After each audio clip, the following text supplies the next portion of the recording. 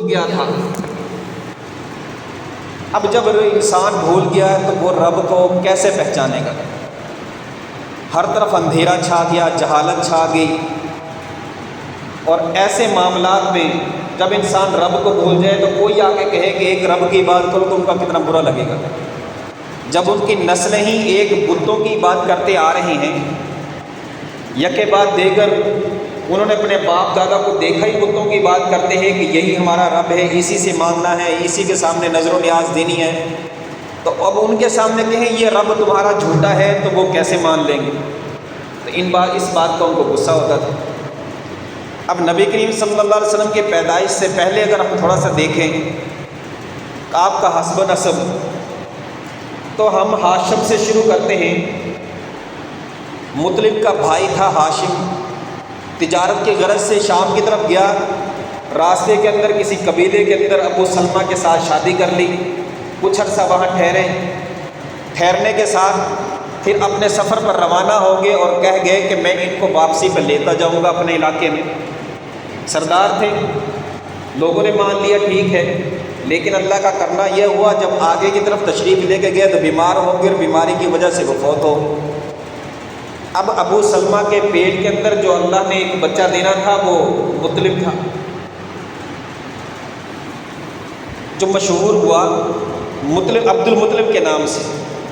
اب یہ پیدا ہو کے بڑا ہو گیا، جوان ہو گیا، تیر اندازی کرنے لگا، تو حج اور عمرے کے موقع کے اوپر حج کے سیزن کے اندر ایک بندہ ہاشم کے پاس، اس کے بھائی مطلب کے پاس پہنچا اور اسے جا کے بتایا کہ بھئی تیرا ایک بھتیجا فلاں علاقے میں ہے۔ مطلب کو بتایا میں نے اسے دیکھا ہے، وہ تیر اندازی بڑے اچھے انداز میں کر رہا ہے، جوان ہو چکا ہے۔ تو مطلب وہاں سے فوراً اپنے سواری کا بندوبست کر کے فوراً آئے اور اس علاقے میں ابو سلمہ کی، اس کی جو ماں ہیں ابو سلمہ، ان سے بات چیت کی۔ وہ ماں مانی نہ کہ میں نہیں بھیجوں گی اپنے بیٹے کو۔ خیر انہوں نے کہا کہ وہاں ایک سردار ہے، سرکار کی حکومت ہے، آپ اس کو بھیجیں، یہ اپنی حکومت جا کے سنبھالیں۔ بڑا حسب نسب ہے وہاں کا، بڑا عزت احترام ہے۔ مختصر یہ ہے کہ وہ بڑی مشکل راضی ہو گئی۔ اب یہ بچہ تھا تو اس کا جو جو سر کے بال تھے وہ سفید تھے، تو یہ اس کو شیبہ بھی کہا گیا، عمرو بھی کہا گیا اس کی تاریخ کے اندر۔ جب وہ مطلب اس کو لے کے گیا اونٹ پر بٹھا کر تو یہ پیچھے بیٹھا ہوا تھا، تو بعض روایت کے اندر آتا ہے کہ سفر کے دوران میں گرد و غبار اڑ اڑ کے پیچھے پڑتی، اس کے کپڑے گندے ہو گئے۔ جب مطلب اس کی جگہ اپنے علاقے مکے میں پہنچا تو لوگوں نے دیکھا اس کے پیچھے بچہ بیٹھا ہوا ہے، تو اس کے کپڑے خراب ہونے کی وجہ سے جب لوگوں نے پوچھا یہ کون ہے، تو مطلب نے اپنی شرمندگی کی وجہ سے کہ کہیں لوگ مجھے کہیں یہ اس کا بھتیجا اتنا گندا کپڑے پہن کے یہ سردار ہے خود کیسا ہے، تو کہہ دیا یہ میرا غلام ہے۔ ایک روایت میں یہ آتا ہے کہ اس نے کہا یہ میرا غلام ہے۔ دوسری روایت میں ہے کہ لوگوں نے کہا یہ پیچھے بیٹھا ہوا ہے، لگتا ہے مطلب کوئی غلام خرید کے لایا ہے، اور اس کا نام عبد المطلب مشہور ہو گیا، اور اسی نام سے آگے یہ چلتا رہا۔ اور دوسری میں پھر آگے جب مطلب نے اس کو نہلا دھلا کے صاف ستھرے کپڑے پہنا کر پھر قریش کے سامنے لے کے گیا تو کہا یہ میرا بھتیجا ہے، ہاشم کا بیٹا ہے۔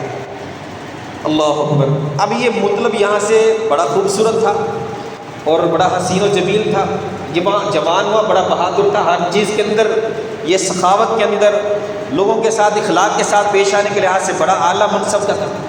لوگوں نے بھی اس کو سردار تسلیم کر لیا۔ جب مطلب فوت ہو گئے تو عبد المطلب کا دورہ آ گیا، لوگوں نے اس کو اپنا سردار مان لیا۔ اب اس نے کیا کیا، اللہ نے اس سے کام لینا تھا اپنے گھر کا، اب زمزم کے کنویں کا، تو اللہ نے اس کو خواب کے ذریعے نشانیاں بتائی کہ وہ زمزم کے کنویں کو کھودے۔ پہلے بھی لوگ زمزم کی کنویں کی تلاش میں بڑی جگہ پر کھودائی کر چکے ہیں لیکن ملتا نہیں تھا۔ اب اس نے کیا کیا، یہ خواب میں اللہ نے دکھایا کہ فلاں جگہ پر کھود، اس نے پھر پوچھا یہ کیا چیز ہے، وہ اتنا سا بتا کے تھوڑی سی نشانی دے کے چلا گیا خواب کے اندر ہی۔ دوسرے دن پھر اسی جگہ لیٹے ہوئے سوئے ہوئے تو پھر کوئی ایک اور نشانی دے گیا، یعنی کہ 4 دفعہ خواب آیا، اور اس کے بعد اس کو بتایا گیا کہ صبح جب آپ اٹھو تو آپ دیکھنا ایک سفید پروں والا کوا جو سا ہے وہ گوبر اور خون کے درمیان میں چونچ مار رہا ہے، اس جگہ پر کھدائی کرنا۔ اب جب وہاں پر دیکھا گیا تو وہ تو ان کے بتوں کی جو قربان گاہ تھی، جہاں پر اس کے لات منات عزا جو ان کے بت تھے قریش مکہ کے، ان کے درمیان میں جہاں وہ نظر و نیاز دیا کرتے تھے وہ والی جگہ تھی۔ اب کہیں سے کیسے کھودیں، اگر میں اسے کھودوں گا تو لوگ سارے پریشان ہو جائیں گے اور یہ مجھے اس چیز سے منع کریں گے۔ پہلے انہوں نے مشورہ کیا، مشورہ کرنے کے بعد کہ یہاں پر مجھے نشانی کے ذریعے بتایا گیا ہے کہ زمزم کا کنواں یہاں پر ہے، آپ مجھے یہاں پر یہ کام کرنے دیں۔ انہوں نے منع کر دیا کہ نہیں، یہ نہیں ہم کرنے دیں گے۔ لیکن عبد المطلب اپنی ضد کے مطابق، اپنی نشانی کے مطابق وہاں پر کھودنا شروع کر دیا۔ اس کا ایک بیٹا تھا حارث، اس کے ساتھ مل کر وہ کھودتا، حارث مٹی کو اٹھا کے باہر کرتا۔ 3 دن اور رات مسلسل محنت کے بعد ان کو کچھ آثار ملے، ان کو کچھ نشانیاں ملی جو پہلے جب کنویں کو دفن کیا گیا تھا اس میں وہ انہوں نے ڈالی تھی۔ کچھ ان کو ایسی چیزیں، تلواریں مل گئیں، ہرن کے جو سونے کے وہ ملنے شروع ہوئے۔ ایسی چیزیں جب ان کو ملی تو انہوں نے کہا یہی کنواں ہے۔ اب قریش بھی آگے، نہیں نہیں، اس مال کا تو ہم بھی حصے دار ہیں، ہم تجھے نہیں کرنے دیں گے۔ اس نے کہا نہیں، یہ کام میرا ہے اور میں نے ہی کرنا ہے۔ انہوں نے جھگڑا کیا، جھگڑا کرنے کے بعد وہ کیا کہنے لگے کہ ہم آپ کو نہیں کرنے دیں گے۔ پھر آخر طے یہ ہوا، کسی ایک کاہنہ کوئی عورت تھی، اس کے پاس چلتے ہیں شام کے اندر، وہاں پر چلتے ہیں، اس سے پوچھ کے آتے ہیں کہ آیا کہ اس میں ہمارا حق ہے کہ نہیں۔ وہ سارے سردار بڑے بڑے چلنا شروع ہوئے۔ صحرا تھا، صحرا کے اندر پیاس کی شدت کی وجہ سے ان کا برا حال ہو گیا۔ جب برا حال ہوا تو پیاس کی شدت کی وجہ سے وہ ایک جگہ ٹھہر گئے۔ ٹھہرنے کے بعد پھر عبد المطلب نے ان کو کہا دیکھیں اب ہم یہاں پر مرنے والے ہیں سارے، پیاس کی وجہ سے ہمارا بہت برا حال ہے، جو بچی کچی طاقت ہے، جان ہے، اس کو ایسے کرتے ہیں ہم اپنی قبریں کھود لیتے ہیں تاکہ جو پہلے مر جائے وہ کم از کم باقی لوگ اس کو دفنا تو دیں۔ سارے بے یاروں مددگار تو نہ پڑے رہے ہیں، ہر ایک کی لاش پڑی رہے گی، لوگ کیا کہیں گے ہمارے بارے میں۔ انہوں نے کہا ہاں یہ بات تو ٹھیک۔ اب بیٹھ گئے انتظار میں موت کا بات۔ پھر عبد المطلب نے کہا کہ ایسا نہ کریں، ہم اگر موت کے انتظار میں بیٹھے رہے تو اس سے بہتر ہے ہم پانی کی تلاش شروع کر دیں۔ اس نے کہا ہاں یہ بھی آپ بھی ٹھیک ہے، مرنا تو ہے ہی، کیوں نہ ہم پانی کی تلاش کریں، ہو سکتا ہے اللہ ہمیں پانی کے آثار دکھا دے، ہماری زندگی بچ جائے۔ انہوں نے کہا چلو یہ بھی ٹھیک ہے۔ جب انہوں نے اپنے اونٹوں کی طرف گئے اور ہر ایک نے اپنا اونٹ کو کھڑا کیا کہ پانی کی تلاش کرنے کے لیے جاتے ہیں، تو وہاں پر عبد المطلب کے جب اونٹ کو اٹھایا گیا تو نیچے چشمہ نکل آیا۔ اس وقت چشمہ نکلا تو وہ لوگ حیران رہ گئے۔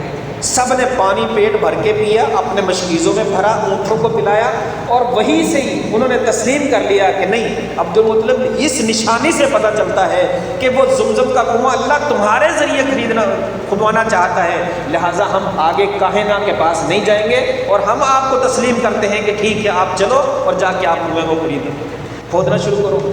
اب وہاں پر آگے کنواں کھود رہے تو جب یہ سونے کے ہرن کے ایک وہ سونے کے ہرن کے نکلے وہ سینگ، تلواریں نکلی، پھر آ کے چھوڑ ڈال دیا، بھئی یہ دولت ہم بھی اس میں حصے دار ہیں۔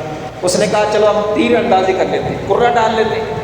کرہ ڈالا گیا۔ اس نے کہا کیسے کرہ ڈالو گے؟ انہوں نے کہا ہم ایسے کرتے ہیں، بیت اللہ کے نام کا بھی کرہ ڈال دیتے ہیں، میں اپنے نام کا بھی ڈال دیتا ہوں، اور قریش مکہ آپ لوگوں کے نام کا بھی ایک کرہ ڈال دیتا ہوں، جس جس کے نام جو چیز نکلے گی وہ لے لیں گے۔ انہوں نے کہا ٹھیک ہے جی۔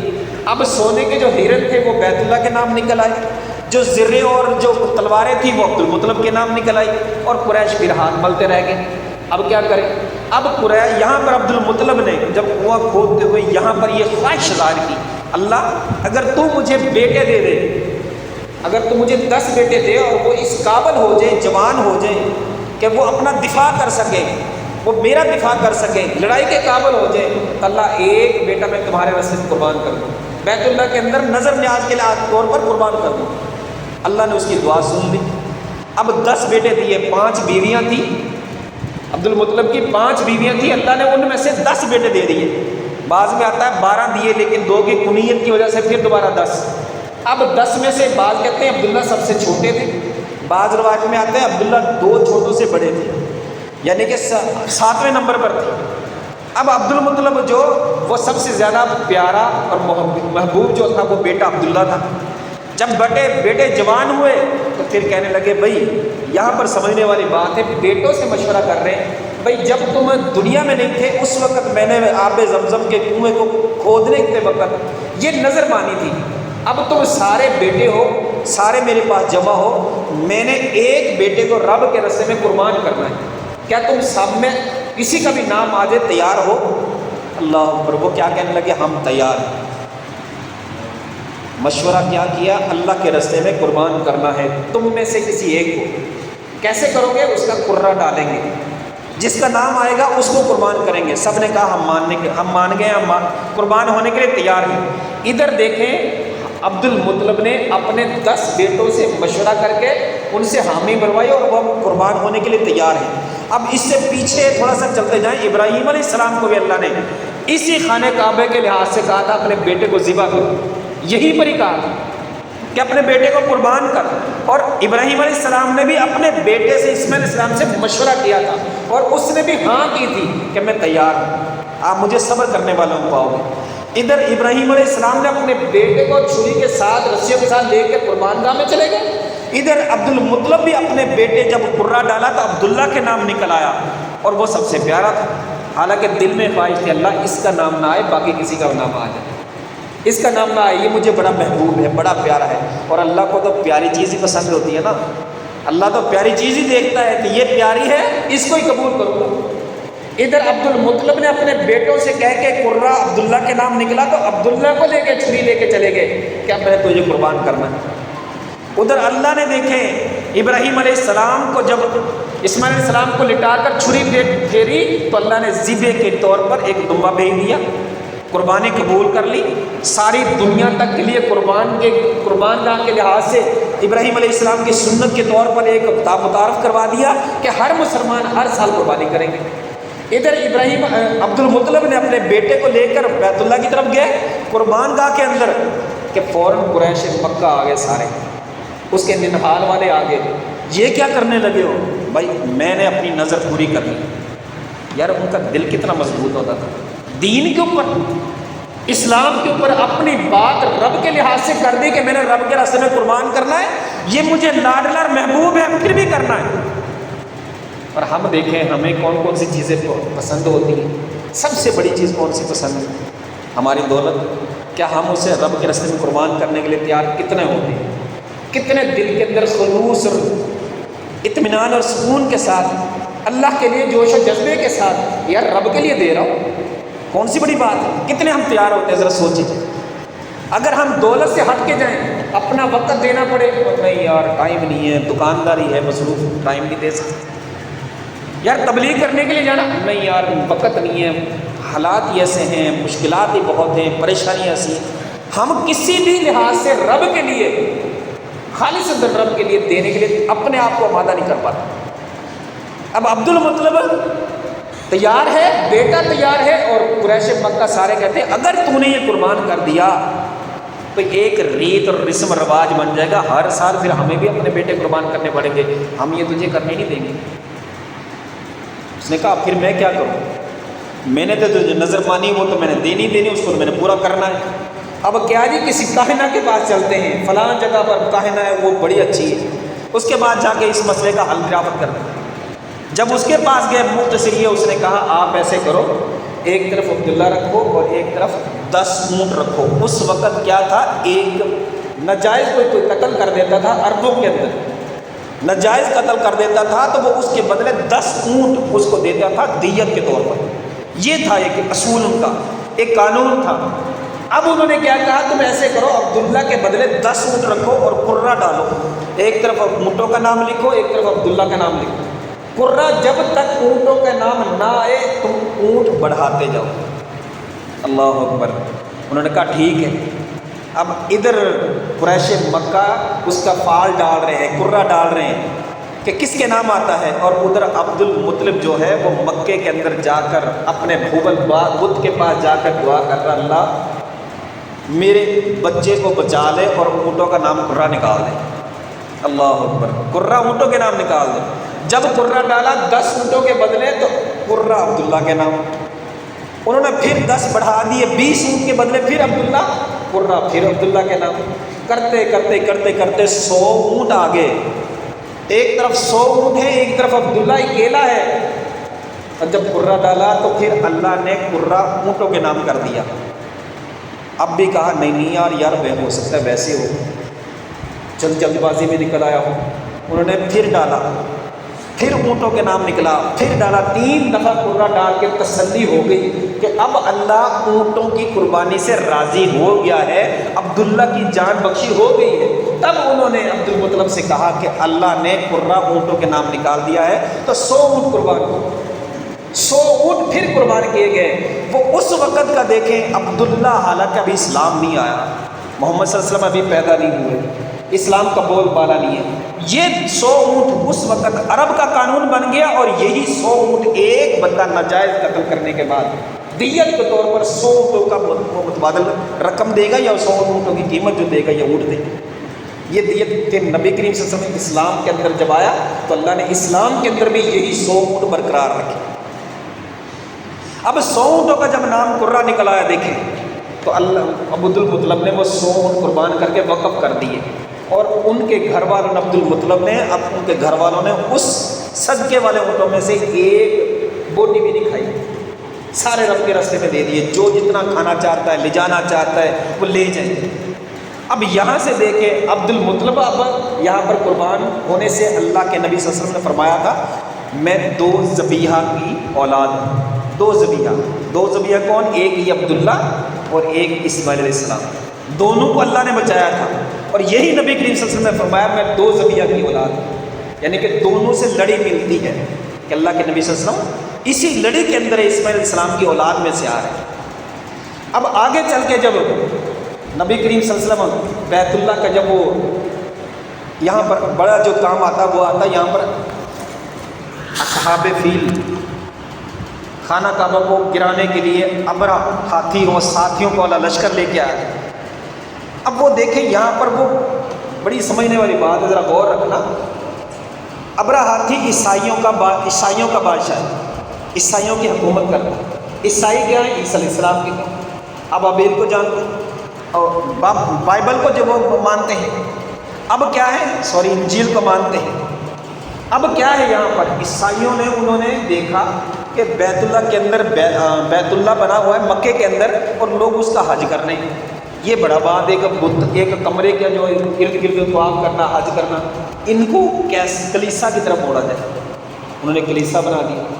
اب ایک عربی کو پتہ چلا، وہ اس کے اندر گھس گیا رات کے دوران، اور اس کے اندر پخانہ کر کے اس کلیسا جو انہوں نے ایک بت بنایا تھا، ایک مورتی بنائی تھی، اس کے اوپر ساری جگہ پر گندگی لپیٹ کے آ گئی، ساری گندگی اس میں ڈال کے آ گئی جگہ جگہ پر۔ صبح انہوں نے دیکھا یہ تو بہت برا ہو گیا، ہمارے رب کے ساتھ، ہمارے دیوتا کے ساتھ یہ معاملہ۔ یہاں سے ان کو غصہ آیا اور انہوں نے کہا ہم اب ان کے رب کے جو گھر ہے اس کو ڈھک گرا دیں گے۔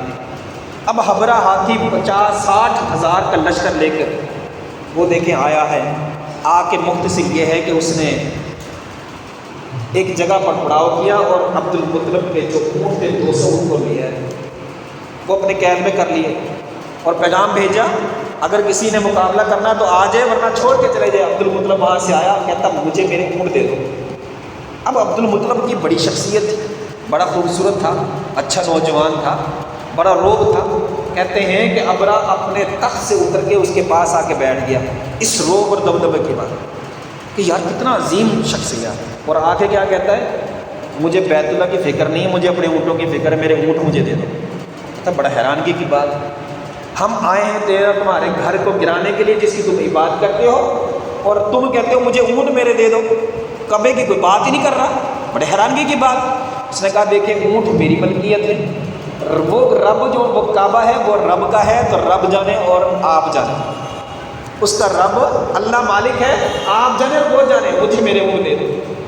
وہ اونٹ لے کے چلا گیا، اور جتنے مکہ والے تھے وہ پہاڑوں کے اوپر چھپ گئے۔ اب یہاں پر اللہ نے جو فرمایا، کہتے ہیں وہ اس کا جو ہاتھی تھا بہت ہی بڑا بہادر تھا، جب پیچھے سے تو بڑی سپیڈ سے آیا، اور آگے جب بیت اللہ کی طرف جانے کی کرتا ہے تو وہ بیٹھ جاتا، اس کو مارتے ہیں، جب وہ شمال اور جنوب کی طرف لے کے چلتے ہیں تو وہ بھاگنا شروع ہو جاتا ہے۔ اب یہاں پر دیکھیں وہ بھاگ رہا دائیں بائیں، آگے کی طرف نہیں جا رہا، اور اتنی دیر میں اب ابیلے آ گئی، انہوں نے ہر ایک کے اوپر کنکری ماری۔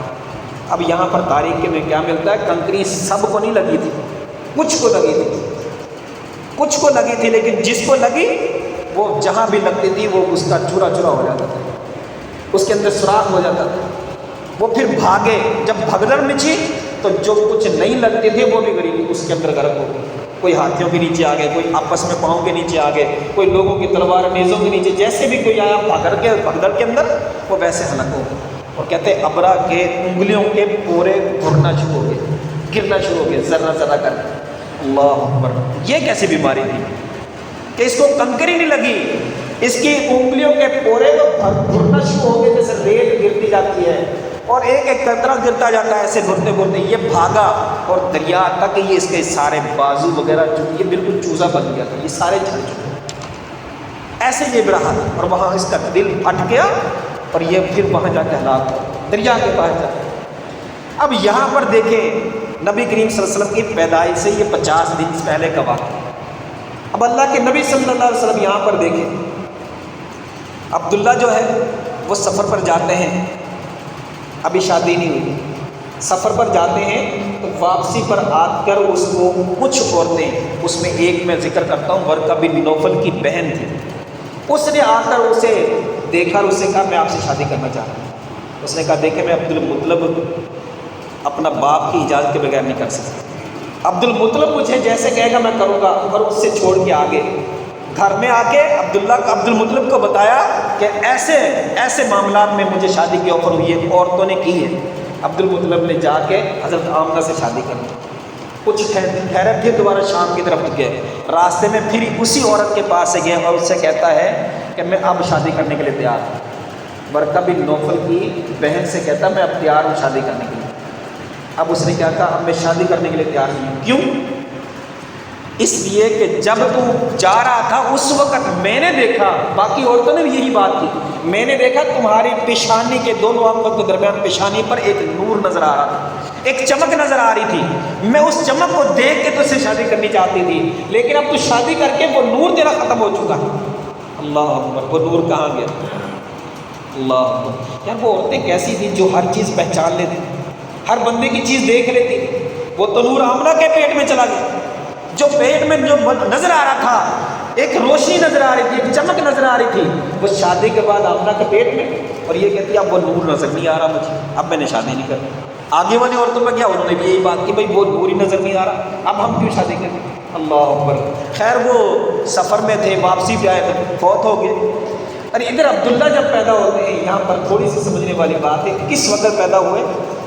جب رات کا اندھیرا ختم ہو رہا تھا، تب جب سحری کے ٹائم اندھیرا ختم ہو رہا تھا، صبح کی جو آمد تھی، صبح کی کرنیں نکلنے والی تھی، اس وقت نبی کریم صلی اللہ علیہ وسلم پیدا ہوئے۔ یہاں سے یہ بھی پتہ چلتا ہے کہ نبی کریم صلی اللہ علیہ وسلم کی جو پیدائش ہے وہاں سے پتہ چلتا ہے کہ جیسے اللہ کے نبی صلی اللہ علیہ وسلم دنیا میں آئے ہیں اور جہالت، اندھیرا، گمراہیاں، جہاں جتنی بھی چیزیں وہ ساری ختم ہو رہی تھی اور اللہ کے نبی صلی اللہ علیہ وسلم ابھر کر سامنے آ رہے تھے، آگے روشنی آنی تھی، جیسے سورج نکلتا ہے روشنی نکلتی ہے، اور اللہ کے نبی صلی اللہ علیہ وسلم جب پیدا ہو اس کے بعد نبوت ملی اور نبوت کی پھر کرنیں نکلی اور کرنوں نے پھر سارے پوری روح زمین کو کرنوں نے روشن کیا۔ یہ اللہ کے نبی صلی اللہ علیہ وسلم کی پیدائش کا جو حلیہ ہے، جو لبا لہجہ ہے، جو سمجھنے میں آتا ہے کہ جو پیدائش کا وقت ہے اس سے بندہ سمجھ سکتا ہے کہ جیسے آگے دن آتا ہے، سورج کی کرنیں نکلتی ہیں اور وہ شعاعیں پھیلاتی ہیں، اسی طرح نبی کریم صلی اللہ علیہ وسلم پیدا اس وقت ہوئے جب جہالت تھی، اب جہالت نے ختم ہونا ہے، گمراہیوں نے جانا ہے، اندھیروں نے ختم ہونا ہے، روشنی نے ابھرنا ہے، اسلام نے بلند ہونا ہے۔ اور نبی کریم صلی اللہ علیہ وسلم کا حدیث ہے، فرمایا میرا جو اسلام ہے اللہ نے مجھے خاتم النبیین بنایا ہے، اور یہ میرا جو اسلام ہے یہ پوری روح زمین پر ہر ایک گھر میں پہنچے گا، ہر ایک جھونپڑی میں جائے گا، ہر ایک محل کے اندر داخل ہوگا۔ اور آج وہی چیزیں دیکھیں، اسلام بڑی تیزی سے پھیلتا جا رہا ہے، اور جب شام ہوگی اندھیرا پھر آئے گا۔ ابھی تو روشنی چل رہی ہے، اسلام کا دور چل رہا ہے، جب تک یہ پوری روح زمین کو اپنی کرنوں کے اندر لپیٹ نہ لے، سمیٹ نہ لے، ہر طرف روشنی نہ کر دے، اس وقت تک اندھیرا نہیں آئے گا۔ نبی کریم صلی اللہ علیہ وسلم نے کیا فرمایا؟ جب ہر جگہ اسلام کا بول بالا ہوگا، ہر جگہ اسلام کا ہی دور دورہ ہوگا، کوئی بندہ ایسا نہیں ہوگا، اس نشانے کے طور پر عیسی علیہ السلام آئیں گے، دجال کو بھی مار دیں گے، صلیب کو بھی توڑ دیں گے، پھر کیا ہوگا؟ ہر طرف اسلام اسلام ہوگا، کوئی بندہ غیر مسلم نہیں ہوگا۔ پھر کیا ہوگا؟ اللہ پاک ایسی بارش کریں گے کہ اسلام والے نیک لوگ آہستہ آہستہ مرنا شروع ہو گئے۔ دیکھیں نا، شام شروع ہوگی، پھر دوبارہ جہالت آئے گی، پھر لوگ کہتے ہیں اس کو جو سب سے زیادہ نکما ہوگا، سب سے بڑا جاہل ہوگا، اسے کہیں گے یہ ہمارا سردار ہے، وہ جو کہے گا لوگ ویسے ماننا شروع ہو جائیں گے۔ یہ ایک کیا آخر کی نشانی ہے، یہ جہالت کی نشانی، دوبارہ پھر یہ آئے گا، اور پھر جب نیک لوگ سارے چلے جائیں گے اس کے بعد پھر کیا ہوگا آپ کو پتہ ہے کہ ہر طرف گناہوں کا دور ہوگا اور پھر قیامت آ گئی، پھر قیامت برپا ہوگی۔ جب تک زمین پر ایک بھی اللہ والا موجود ہے قیامت نہیں آئے گی۔ جب وہ چلا جائے گا اور بے ایمان اور دھوکے لوگ آ جائیں گے پھر کیا قیامت اس وقت آئے گی۔ تو یہاں پر ہمارے لیے جو بات ہے وہ یہی ہے کہ آج ہمارے پاس نبی کریم صلی اللہ علیہ وسلم ہے، اس کی جو احادیث ہیں، اس کی جو ہمارے سامنے سیرتیں ہیں وہ ہمارے سامنے موجود ہیں۔ اب ہم میں سے کون ان سیرتوں کے مطابق اپنی زندگی کو ڈھالتا ہے، اپنی زندگی کو سنتوں کے مطابق ڈھالتا ہے، یہ ہم نے سوچنا ہے۔ جو سوچ لے گا اللہ کی قسم وہی کامیاب ہے، اور جو نہیں سوچے گا زندگی وہ بھی گزار جائے گا اور پھر آخر میں اس کا بھی حساب ہوگا اور دوسرے بندوں کا بھی حساب ہوگا۔ اللہ پاک سے دعا ہے اللہ پاک ہمیں سوچ